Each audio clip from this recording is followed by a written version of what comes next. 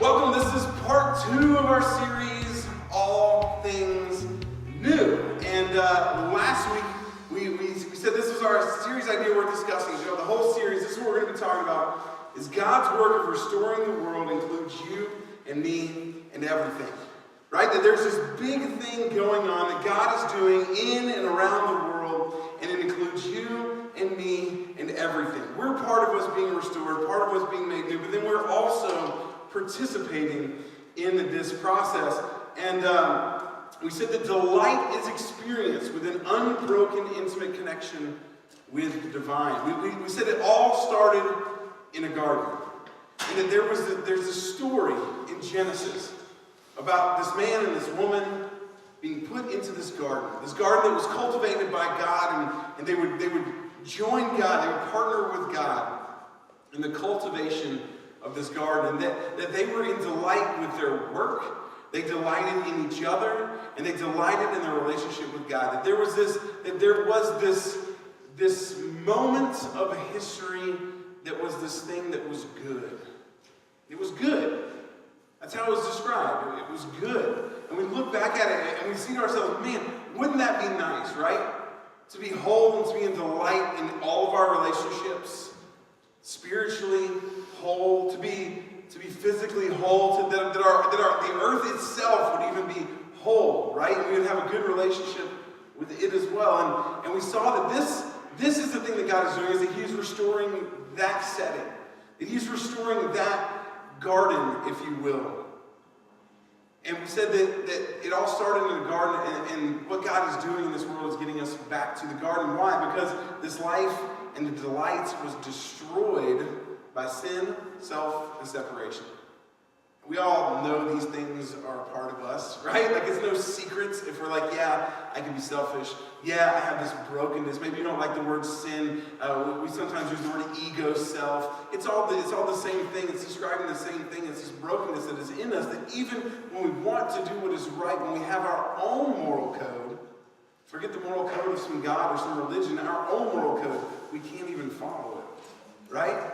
And we have this brokenness that is in us, and we believe that God is restoring and redeeming that, and that we can experience that now. Why? We look at this quote here. It says, talking about the story of God, it says, ultimately, it is the story of God not just revealing a pathway, but becoming the pathway back to the garden. This is the meaning of Jesus. One day He will bring it about for all of creation, but in the meantime, we can begin to experience this intimacy now. There's something about intimacy that is important. It always involves participation, right? It involves another. Getting to know someone and being known involves this participation. And so intimacy with God, intimacy with other people, involves this partnership and this participation together. And so I want to look and continue with this garden theme, this cultivating theme that we looked at last week as we talk about all things new. We said that the gardens are always making things new, right? There's life and death and life and death. There's always this potential for life. And Jesus is actually going to spend some time with His disciples. He's going to give them his last minute teachings before He dies. He's having dinner with them, He shares a meal with them, and then they're going to walk to this place where He's going to pray.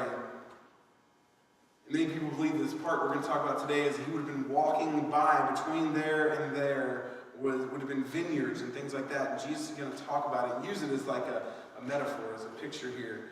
And I want to just look at the words of Jesus as He teaches about this life, this intimacy, this partnership, this participation that we can all be a part of. Look what it says. He says, I am the true grapevine, and my Father is the gardener. Right? So, again, we see in the very beginning, we see this God who creates this garden and cultivates it. And Jesus is going to say, yeah, listen, in the world, in the life of everything that's going on, I'm the true grapevine, and my Father is the gardener. He's cultivating. God is doing something in and around the world. He cuts off every branch of mine that doesn't produce fruit. He prunes the branches that do not bear fruit, so they will produce even more fruits. Okay, and some of you maybe have a green thumb, you like to garden, you do those things. You understand what pruning means. It's that idea that I sometimes cut away even good things so that this thing can grow even more healthy. You have already been pruned. Remember, he's talking to his disciples. There was the 11. Judas had already left to go betray Jesus. There were the 11 disciples that were like his closest followers, but then there would have been dozens of others, and we know that there would have been men, women, children that would have been following, that would have been listening to this. You've already been purified, pruned and purified by the message I have given you. And look what he says. So I give you this message: remain in me, and I will remain in you. For a branch cannot produce fruit if it is severed from the vine, and you cannot be fruitful unless you remain in me. And so he's looking at a grapevine, and there's this idea of the source of the vine itself, and then there's the branches that braid off, and then that is where the fruit is grown. And I love that he's using this idea of fruit and this idea of production, because it is not about how hard the branch works to where it produces fruit. It is about its connection to the vine.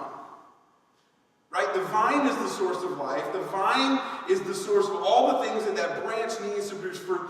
The branch cannot work harder to produce fruit. It is what will naturally happen as long as it is connected to the vine. And Jesus says, I'm the vine, you're the branches. If you stay connected to me, I'm connected to you, and fruit is produced. Now you may be asking yourself, well, what is the fruit? We'll get to that. But this fruit is produced in our lives as long as we remain in Jesus and Jesus in us. It says, yes, I'm the vine, you are the branches. And if they were looking at a vineyard, wouldn't they have had just this perfect, like, oh, there's the picture. We understand how this works. He says, those who remain in me and I in them will produce much fruit. For apart from me, you can do nothing. Just like when the branch is apart from the vine itself, it's not going to produce. If you cut off a branch and you throw it on the ground, the grapes aren't coming later at some point, right? No matter how much sunshine or water it gets, it's done. So he's saying the fruit that you can produce in your life is through me. For apart from me, you can do nothing. Anyone who does not remain in me is thrown away like a useless branch and withers. Such branches are gathered into a pile to be burned. But if you remain in me, and my words remain in you, you may ask for anything you want, and it will be granted. When you produce much fruit, you are my true disciples. So he's saying, listen, those who follow me, he's talking to these people who are following, they've given up their lives. They have given up their jobs. Some of them have left their families to follow Jesus. And he's saying, listen, you really want to be my disciples? You've heard me teach. Now, what did they heard him teach? Well, the great commandment, right? Like, love God with everything, and then love your neighbor as yourself. And then they actually heard him illustrate this love your neighbor as yourself by making the hated in their culture the hero. Like, he became at their own racism.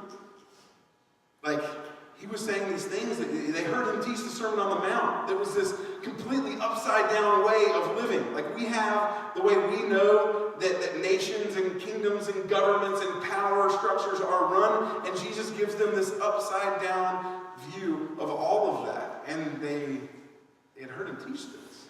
He's saying, like, listen, if these things are in you, these teachings they're not just in your mind, they're in your life, they're reproduced in your life, then you will be my true disciples. This brings great glory to my Father. I have loved you even as the Father has loved me. Remain in my love.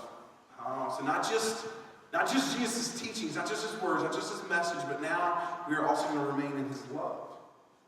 When you obey my commandments, you remain in my love, just as I obey my Father's commandments and remain in his love. He's saying, like, if you obey this idea of love God and love others as yourself, remain in me, right? That's remaining. That's abiding. That's being in an intimate relationship. I have told you these things so that you will be filled with my joy. So we see these positive words of love and joy. These are the fruits. Yes, your joy will overflow. This is my commandment. Love each other in the same way I have loved you. They saw in him the self-sacrificial love, and And as they remember this, and as they read back to this, think about this. John, who was there, he writes this, he sends this out to the early Christians, the early followers of Jesus, and they go, oh, Jesus loved them so much, he died for them. Wow. He said, there is no greater love than a man lay down one's life for one's friend. Right? Like this idea of, I'm going to lay down my life for you because you're my friends. And then he even does this. There's a change in the relationship here that happens. They are called friends of God. He says, you are my friends if you do what I command, and I no longer call you slaves because a master doesn't confide in his slaves. And he's using this slave language because they followed him. They called him master. They called him rabbi, teacher. And they were in this slave culture. And he's saying, listen, you're not just here doing what I'm telling you to do because you're this other thing than me. No, he says, now you are my friends. Since I have told you everything the Father told me. You didn't choose me, I chose you. I appointed you to go and produce lasting fruit so that the Father will give you whatever you ask using my name. This is my command. Love each other. This abiding, remaining, intimate lesson of relationship. He said, listen, I'm not some master, some faraway thing, and you're this slave, and I'm just telling you what to do. No. These commands that I gave you, these messages that I gave you, this life that I gave you, this love that I gave because we are friends. And friends are an intimate relationship with each other. They are in participation together. These are the same people that Jesus will eventually tell, go out and reproduce the life that I put in you and find other people to then reproduce that. It's the very heart of why we started this church in downtown Las Vegas. We believe that there is life and relationship possible with the divine through Jesus. That Jesus shows us the way, that Jesus becomes the way. And that we can live in that. And this new life, this new thing happens. And then we begin to participate in that. We're not just the subjects. We're not just the slaves. We are the participants in divine relationship. This is what I want to discuss today. Participation in the ongoing restoration of the world is made possible by the ongoing presence of the Spirit in our lives. Participation in the ongoing restoration of the world is made possible by the ongoing presence of Spirit in our lives. The idea that our spirit is connected to the Spirit of God. You see, that's how Jesus lived his life. That's how Jesus did the things he did in life. It's how he taught the things he taught. It's how he had the perspective and the impact. And Jesus is actually at one point going to leave this group of people. He's going to say, you are going to live my life, but you're actually going to do more than I've ever done. Why? Because you're not passive. You are active participants in this. Now, remaining and delighting and abiding is important to our active participation. Maybe that sounds actually counterintuitive, right? If I'm just remaining, if I'm just staying, right? If I'm just abiding, if I'm just resting and delighting, I'm not actually participating, but I think there's actually something bigger going on here. That what Jesus is talking about is this. If our first position is that of rest and delight, remaining and abiding in Christ, in God, and in Spirit, we can dream, believe, create, and pursue from a place of true love, joy, peace, and freedom. That if our first position isn't, I am working to gain the love of God, to gain the love of those around me, if I am not working to gain significance in life, I already have it because of Jesus. And all I need to do is stay connected to him. I already have. All the things I already want to be, I am in Jesus. All the things that I want to have and that I feel I really need, I already have in connection with Jesus. It is from that first position of joy and delight that I can then dream and pursue and create and believe and make my mark on this world. But it starts with resting and delighting in Jesus. Now, if it stops there, some people word it this way, you're so heavenly minded, you're no earthly good, right? You haven't actually done anything. God is inviting us into participation.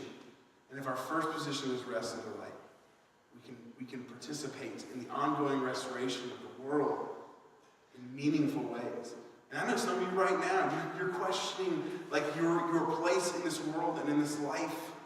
And you're asking the most important questions because you want to make a difference. You want to love people in an influential way. You want to leave your mark on this world. You want to do work that matters. And Jesus is saying, yes, he looked at his disciples, you will do this if you remain in me. If your first position is that of rest, connectedness, delight in Jesus, who lived his life in the Spirit. You know, there's a guy who started churches. When the church first started, he actually started off as a person who killed Christians, and then he became a Christian, and he started all these churches. And this is what he wrote to one of the churches that he started about this, and I love it. He says, he's contrasting their former life, the things that they would do in the flesh, that brokenness that we talked about earlier. He's contrasting the works of the flesh from the fruits of the Spirit. He says this, but the Holy Spirit produces this kind of fruit in our lives. Okay, and Jesus said we're going to produce this if we stay connected to him, if we remain, if we abide. Love, joy, peace, patience, kindness, goodness, faithfulness, gentleness, and self-control. I love this. There is no law against these things. Right? The other things that he listed, the works of the flesh, the things that come as a result of our brokenness and our selfish desires and selfish pursuits, there's some laws against those things. Right? You have to rein that in. But he's saying, love, joy, peace, patience, kindness, goodness, faithfulness, gentleness, and self-control. You don't make laws around those things. Why? Because that's the very essence of a positive, right life. He goes on to say, those who belong to Christ, those who are in Christ, those who are the branches that are connected to the vine, they have nailed the passions and desires of their sinful nature. They're still there, right? They still come up. I am not perfect. This is not a thing that you stay connected. You don't ever fight this ego and self. No, he's just saying we've done something different with it. We've nailed those passions and desires of our sinful nature to the cross where Jesus died. We said, no, that goes with him. And we crucified them there. We've killed them off. They're not in charge. And since we're living by the Spirit, let us follow the Spirit's leading in every part of our life. And all that maybe sounds really spiritual and really good, right?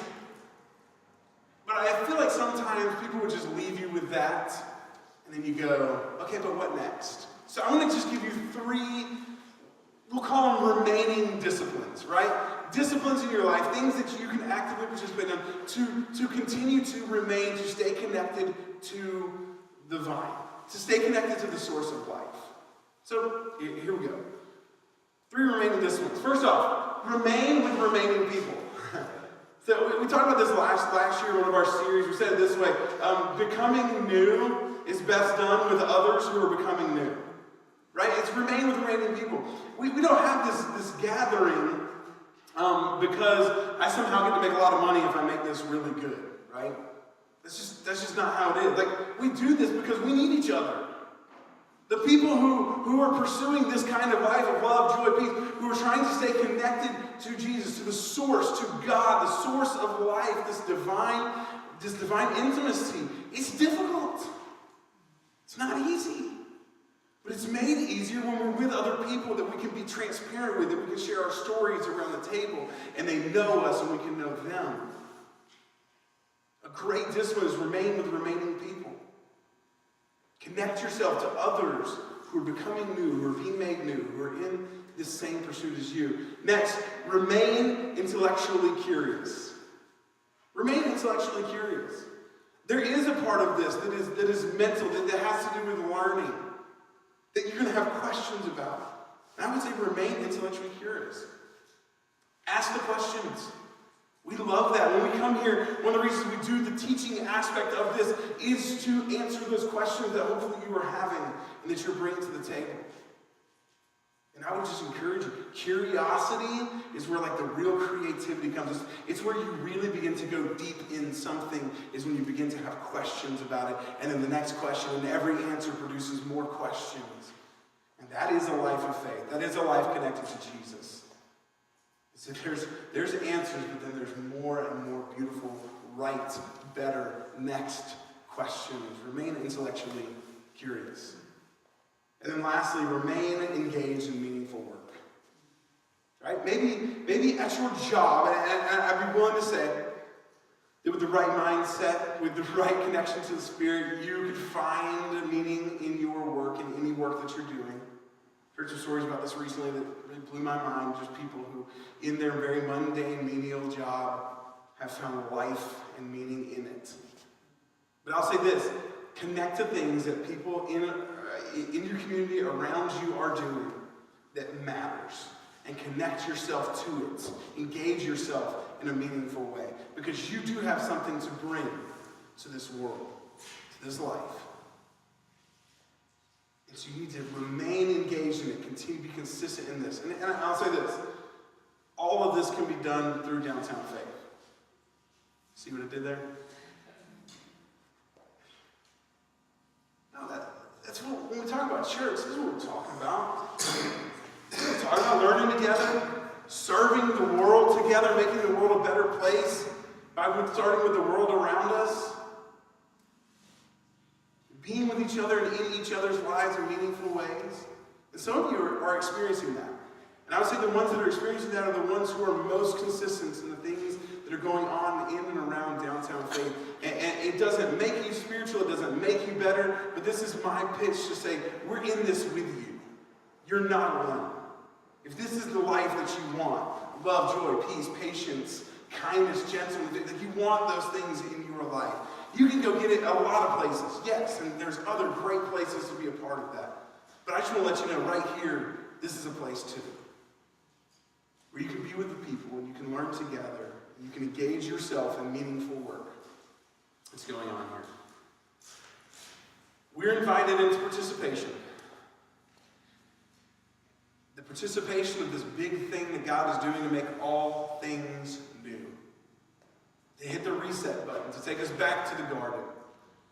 And there is this source, this vine that is being cultivated by the gardener, God. And you're invited into participation. But it's about staying connected, having that ongoing presence, the Spirit, Jesus, the Spirit of God in your life. And my hope today is that all of us will feel this pull, this draw to live that kind of life. The kind of life where there is no law against love and joy and peace. And I'm willing to bet all of us want that, and we find it missing in areas of our life. So at the table, that's what we're going to discuss today.